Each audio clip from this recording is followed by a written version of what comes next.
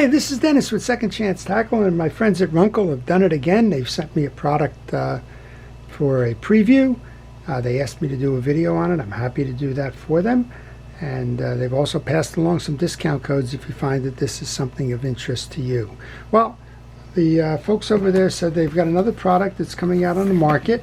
It's a rod rack, and would I be interested in trying it out? Well, of course I would be. My solutions today for fishing rod racks, well, I have a stand-up rack. I think we've all kind of seen that, and that takes up a lot of floor space.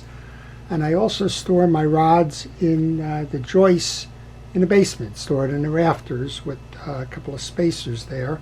And while that gets them out of the way, it's not very protective. So when Runcl asked me if I would be interested in looking at their rod rack, I certainly said, please send it along. Full disclosure, they sent it to me as a product evaluation. I did not purchase this, but if you are interested in purchasing it, there is a discount code in the description on the video, and I would encourage you to go ahead and take advantage of it if this is something that you would like. Well, it's a fishing rod rack. It's wall mounted, and that gives you two options in terms of wall mounting it. One of them is you can wall mount it high and low. So you can have your rack high and low with the rods standing, or you can have it side to side with the rods kind of going parallel. Where are you going to put this on a wall? Well, just about any wall is going to do, but I would tell you it's probably best designed for garages, storage rooms, sheds, and possibly basements and the like. So let's take a look at what they've sent. We'll talk a little bit about how to install, and again, you can have a look at it. So these first two items are interesting. These are actually rod cases, and I guess if you want to store your rods with a case, if you have some pretty valuable rods, they do include two. These rod cases, one is for the kind of the gun handle for the shorter bait caster rod. The other is the more traditional rod case. So you can go either way if you want to further protect your rod and reels.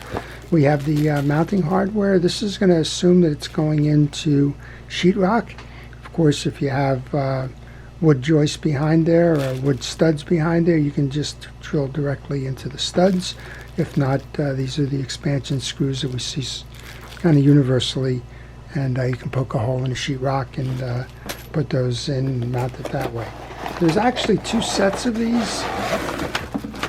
So it says for up to six rods, but you could, if you're using small rods, if you have the ultralights, for example, in fresh water, then I would say you can get away using this for two of them.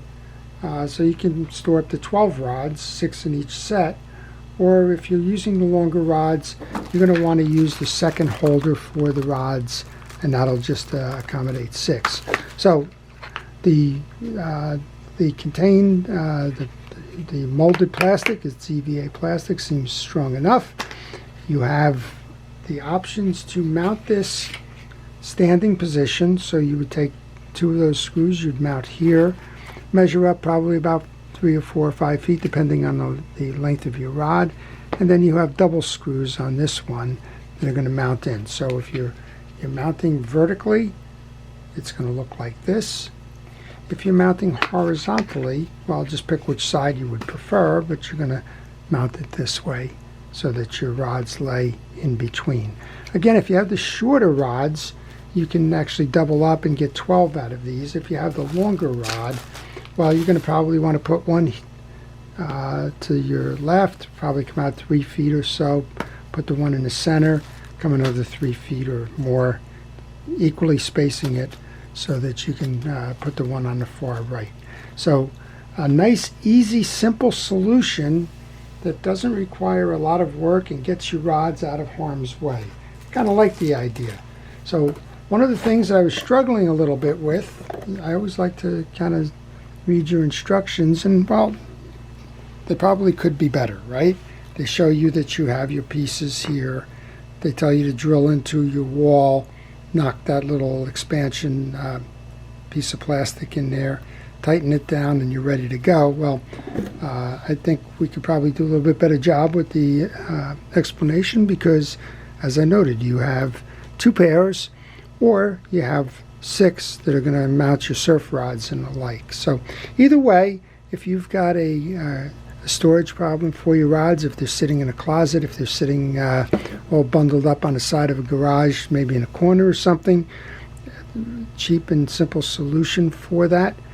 Get them off the, get them out of the piles, protect those rods, and they should do well. This looks like a situation where the rods themselves are what's going to be stored. I can't see where you're going to be able to put rod and reel in this. So that may be something of consideration for you if you're storing in this the vertical storage mode. If you're storing in the horizontal mode, well, then your reels can stick out front and out the front and not knock into each other. But gravity is going to do its work if you're storing it this way, with the rods to be horizontal or parallel to this. Those reels are going to bump the next blank down. So just for your consideration when you go to think about the layout and about the product. But overall, nice product. There is, as I mentioned, if you're interested in this, there is a discount code in the description. I would encourage you to use that. And again, I thank my friends over at Runcl for giving me the opportunity to stay current with what's on the marketplace. I think it's a great little solution at an inexpensive price that helps you get the rods off the ground, off the corners, off the benches, wherever you're storing them today. Get them out of harm's way for a relatively inexpensive price.